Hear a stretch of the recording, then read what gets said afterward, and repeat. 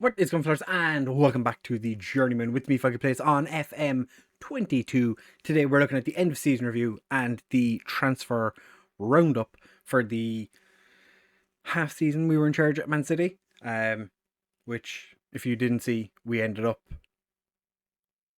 okay, the Community Shield was before we arrived. We ended up making it into the Champions League spots, which did not look like something that we could do when we arrived. Vincent Company did not do a great job. But we're going to jump into that and have a look at that in just a second after the intro. But if you do go on to enjoy this episode, do make sure to leave a like and subscribe. No.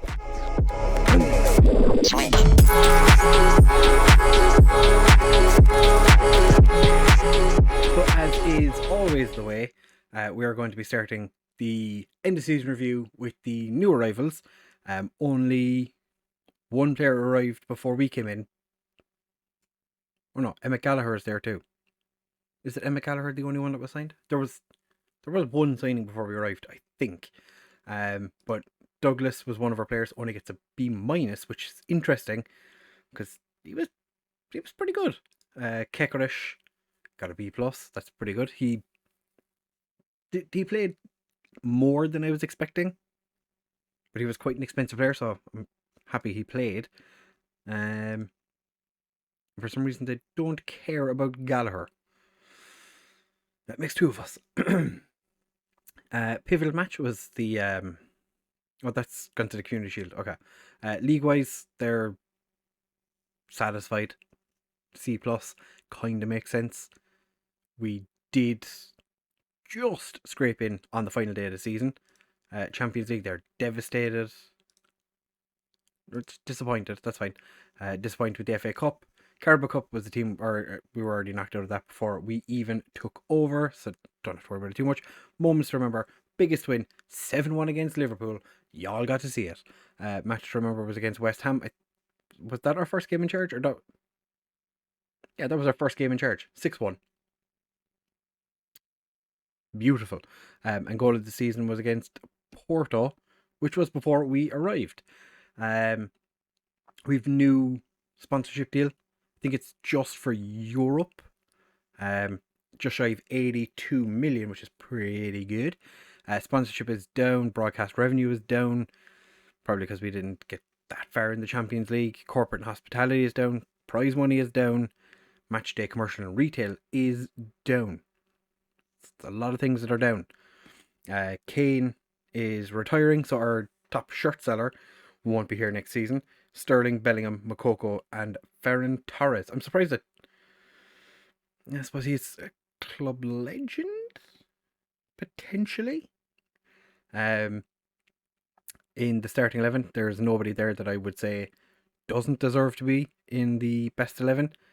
Gerrard did play a fairly substantial amount of games.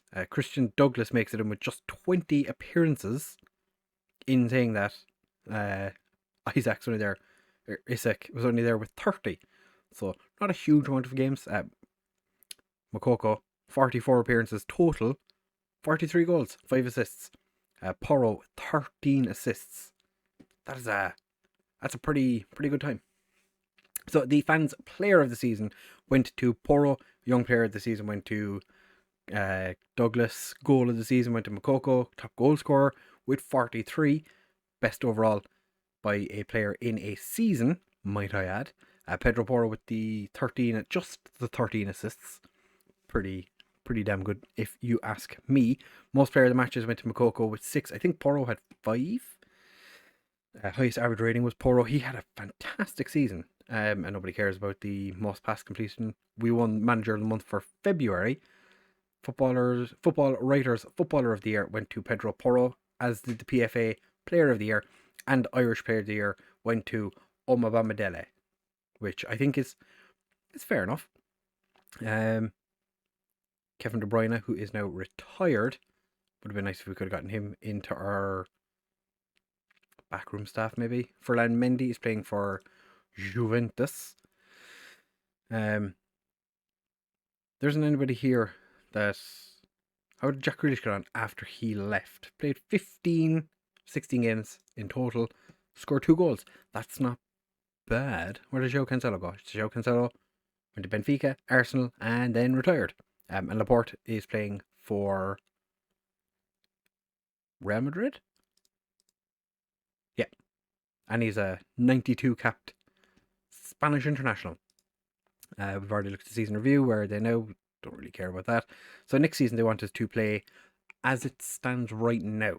We do have the potential to be getting new owners. Some of this might change. Maybe it won't. We'll have to wait and see. But they do want us to play attacking football, develop players using the club's youth system. After the last youth intake, I'm not sure. I'm not sure that's a viable option, but we'll have to wait and see. Sign high reputation players, play entertaining possession football. Sign young players to develop for profit.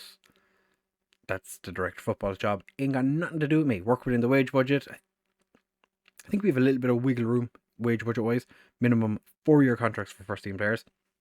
In the next seasons, develop the best youth system in the country. Qualify for the Champions League and the Champions League final.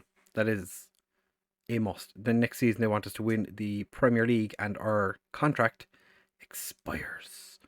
Hopefully we'll have done everything we need to do before then. Managerial support is up to very good, which is delightful. They really want me to play Chris. I don't think he's that good. So probably going to transfer list him. Who's Mike from? He's on loan at Bolton. Okay, no idea who he is or who he is. Yeah, didn't know. Makoko, 7 injuries this season. 2 players missed 25% of the season. Players are off on holidays till the 8th of July. Just have a player who's been transfer listed. It's not very good. 1.96 XG for the game against Arsenal. Oh, get in. I saw an Irish flag and I was like, oh, important player? Nope. So Porro, as we saw, won Footballers... No, why do we keep saying it wrong? Football Writers Association Footballer of the Year. And he won the PFA Player of the Year. Haaland won the Golden Boot with just the 35. Also, Florian Balogun, 28 goals. That is pretty good, if I do say so myself. Porro was named in the Team of the Year. Nobody cares about that. It's just random competition winners for leagues that I'm guessing I've players in those of those players that are on my my shortlist. That's the word, because I do have it set so that whenever the lads, why do we only have? Why is there so few players? Oh, the World Cup.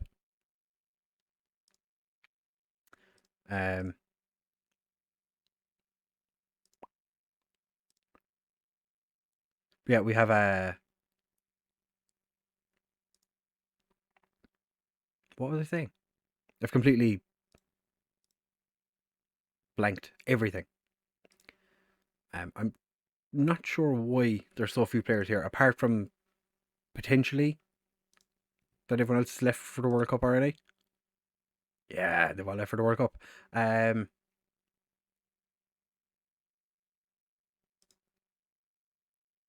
Oh yeah, those players, there must be some of these players, because I have it set that whenever a player gets scouted, they get put on my shortlist. That way I don't lose players. So I can keep an eye on just how some of my ex-players are doing and random players that appear as like world class. So I can keep up to date with what's going on in the world of football. I don't think we have any transfers. Oh, we do. In a month, we have this guy arriving, who has 16 finishing, 16 work rate. 2-star. Physically, he's terrible. He's only 17. 8 games without scoring a goal.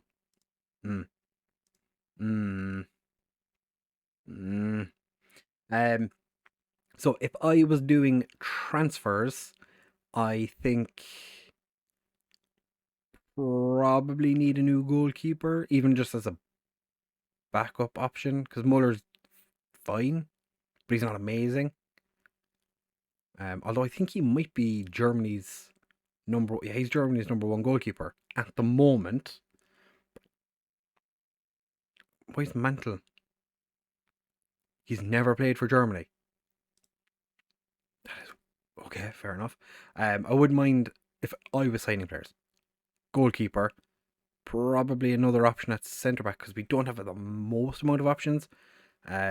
Especially with like the fact that Emma Gallagher is not great. We don't have anyone that's coming up that's really good. Right back, we're okay. Could probably do it another left back, maybe an extra midfielder. We kind of just need players everywhere. If Makoko leaves, we need a new striker. Although Adeyemi could step up and be that striker, or Philip Saman. Saman played pretty well on the left wing though. It's hard. It's hard to know. Makoko does kind of make everyone else in the team look meh. But as I said, there isn't like a massive amount of players coming through. We do have these 3 players plus a couple of the players that are out on loan. Like Gonzalez and Vitor, I think will be 2 players that could potentially come straight into the first team, or at least be options in the first team. But our youth lacks a little bit. If we go off by age, Stockton and Porter Harbord actually played like 20 minutes against Chelsea, so he'll be quite happy with himself, I would imagine. Who is Harvey Alnwick, right midfielder / striker. I'm training. I have his training set, so I think he could be. He's got really good natural fitness. If he could work on just kind of everything else, he's only 16, so we'll have to wait and see what happens with him. But like I said, there isn't any transfer going on at the moment.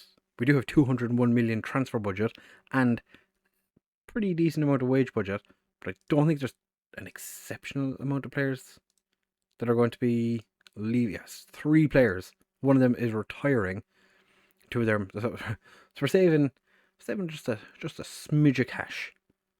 Just just a smidge, not a huge amount, which is kind of annoying. No, we're actually spending more, even though Harry Kane's retiring. Don't know how that works, but that's fine, I guess. Yeah, we'll be back in just a second to have a look at the players that we've signed before the start of next season, because we won't have any of the fun shenanigans with like Unity Shield or whatever, because we haven't won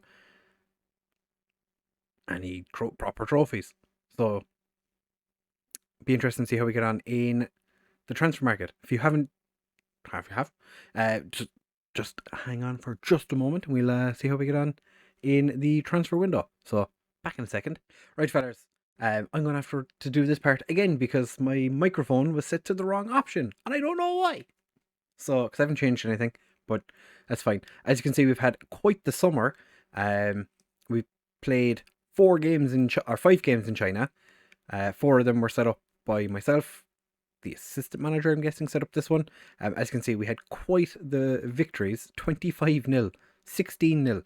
Then we did a tour of Cork, Youghal, Rockmount, Middleton and Ringmahon. Ringmahon bringing through some pretty decent players. So that would be fantastic for them. As you can see, 2 18-0 wins. I think we've successfully scored some goals this summer. We're taking on Wolves and Arsenal in tomorrow's episode. We'll also have the Champions League draw at some point. When does group stage get drawn? Group stage start date doesn't say. When's the draw? Oh, draw date 29th of August. Okay, so it'll be before Arsenal, I think, or maybe just after. We'll find out in the next episode. As you can see, the league has kicked off. We are the last team to or ourselves and Wolves are the last team to play, but we are favourites to win the league, and we don't have any new players in the Media Dream 11, so you're not going to find out who we signed so far. Interestingly, Tino Livramento, player that we've had offered to us a couple of times. Dirt Football hasn't gone out to try and sign him, but he's the best left back in the Premier League, which I find interesting because Southampton were a relegated side from, like, they're just promoted, I should say. West Brom expected to finish rock bottom. Don't doubt that for a second. A bunch of players that have got offers. Carlos Fernando, as I described in the part that didn't have any audio, he's on the development list by my assistant manager, director of football scout. Somebody told me to put him on the development list, so he's there. As it seems, our clubs are trying to sign him. I'm not sure that's how a development list works, but that's fine. We have had quite the busy summer transfer wise. We have 118 million after being spent and 147 million having come in. So we'll probably go through the players that have left first. Simon Chandler, player I'm trying to get to join to play for Ireland, because I think he's a pretty good option to have. He can play at centre back. Not really, but he's 7 tackling. Yeah, he can't play centre back.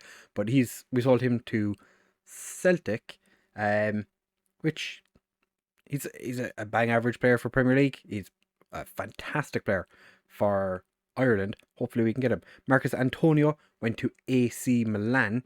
Made a little bit of a loss on this guy, but did play him a lot. Decided he wanted to leave. Direct football accepted. I think there was a 33 million offer from some other club, which was accepted. And then, or was it someone else? There was an offer accepted for one player, and then I know it was an Italian club, but they couldn't sign him because they had too many non-EU players or something, which was very frustrating. Florian Muller has gone to Wolfsburg for 19 million, so cheeky little bit of a profit on a player who really didn't play any games until I arrived. Also didn't win the World Cup. Just to put that out there.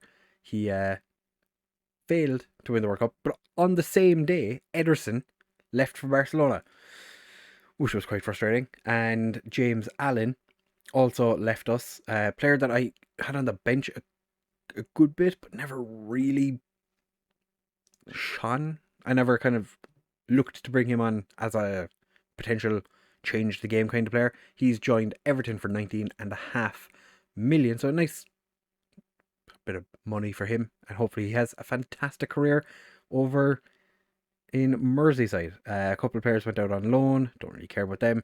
Gigov is a Bulgarian who came in, played 5 games. I think he was in our reserves pretty much from the moment I arrived. He was never really good enough to play for us. I think it was one of Vincent Kompany's last attacks on the club. But we sold him for a tidy bit of profit. Bunch of players, and more players went out on loan. Ferran Torres went to Arsenal for a meager 52 million. Didn't have a great debut. Came off the bench. Fair enough. It's fine. His his value at the moment is a little bit more than what we were expected to get for him. But I suppose he has just signed a contract with them. So he's left us. Chris has also left, but he's gone on loan. He is transfer listed because I think he doesn't want to play for the club anymore. I'm pretty sure I know why. Because he played 8 games total last season, 5 of which were off the bench. I never really gave this guy an opportunity. He didn't play a huge amount of games. I think Newcastle, have an optional future fee that they could pay for him if they decide to do so. 14.75 million would be a nice bit of profit. I think this was the one. I think Chris almost went to an Italian side for 33 million, and that's why his value is set to 33 million. And then whoever it was couldn't sign him because non-EU rules. So selling to Italian clubs, frustrating. Marquis Ross, the player, I think he saw him a couple of times last year, went to Hibs on loan, so definitely wasn't good enough to play in the first team. And now we're going to go through some of the players that joined us. Linus Haas has gone to, he signed to us from Bayern Munich. He has gone on loan to Carlisle for the season. I think he's like a first choice. I'm going to play him as a no-nonsense right back. Fantastic. They're not paying any of his wages, but I think he's like a regular starter or something.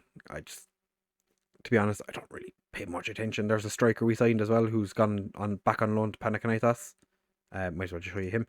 Kyrgios Daugavpils, who's not been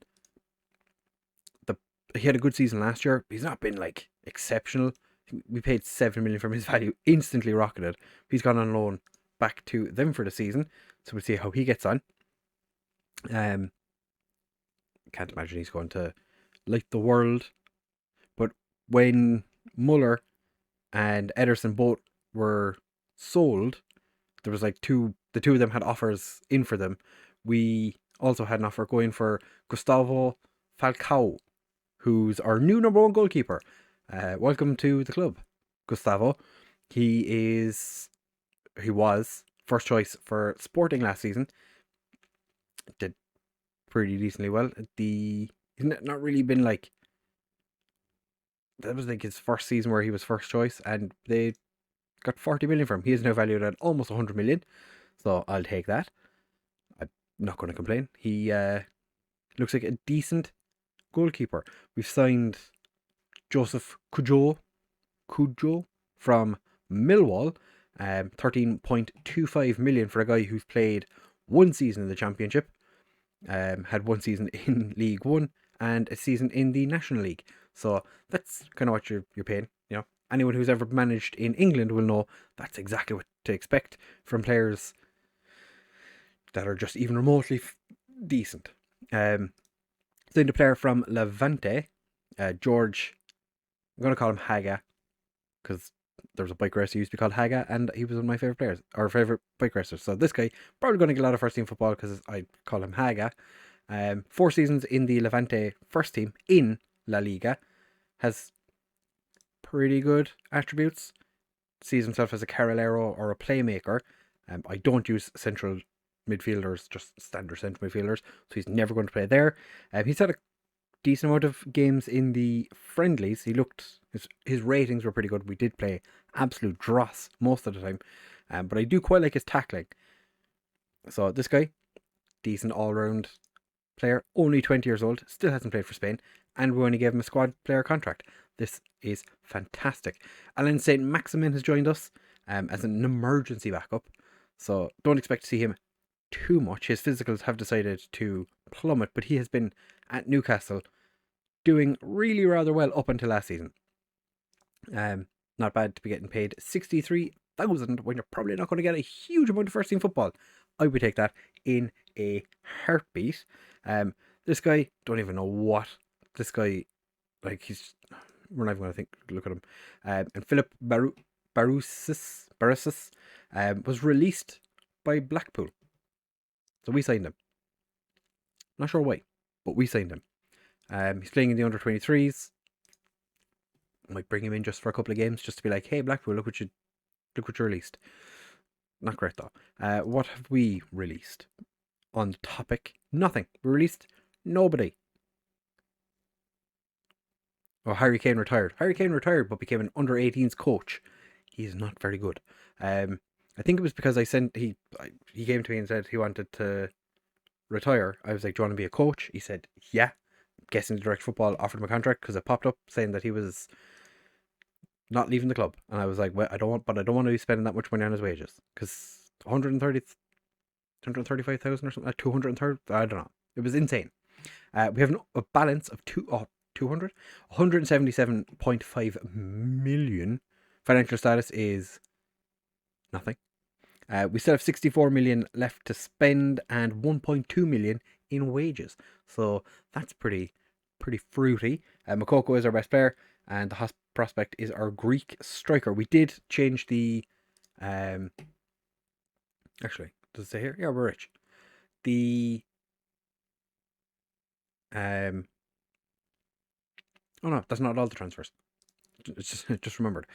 We've taken Sterling's vice captaincy and given it to Jude Bellingham instead. Sterling was not impressed with that, but Sterling, I don't think he's going to get as much first team football this year as he probably wants, so just not going to worry about it at all.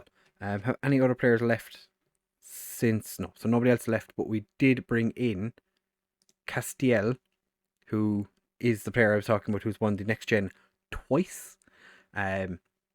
Just having a look at his attributes, and then a couple of 2 weeks later, he popped up as being transfer listed, and we threw in an offer. 56 million. I think that's a pretty decent price for a guy who, as you can see, has been scoring a decent amount of goals. Just a 20 last season. And Hector Lopez is a Paraguayan centre back who joined from River Plate in Argentina, where he was a first team regular and absolutely smashed it last year for them. So that is fantastic. He actually played at the World Cup and made it fairly good distance into it. If we have a quick sconce at the World Cup, England got knocked out fairly early. Spain beat Portugal, but interestingly, do I have injury table news matches? No. Okay, so you can't see.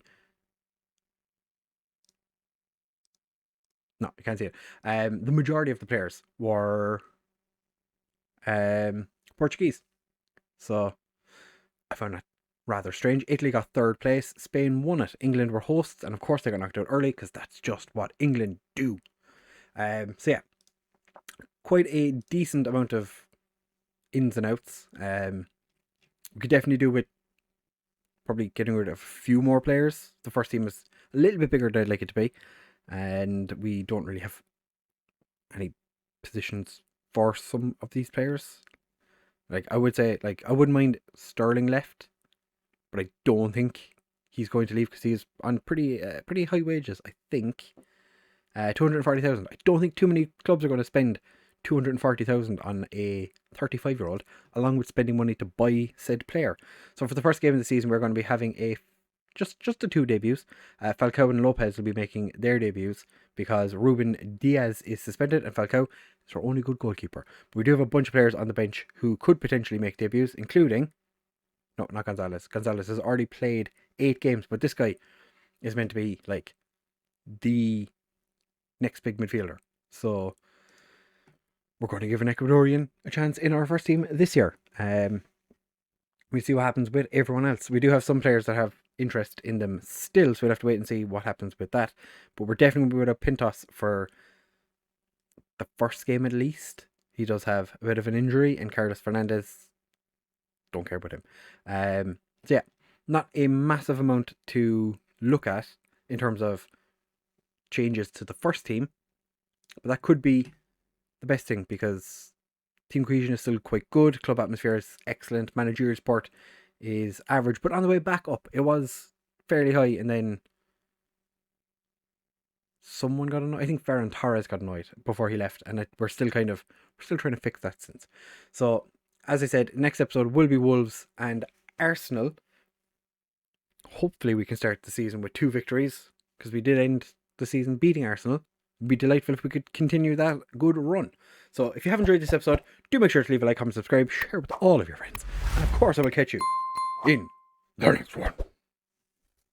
Bye!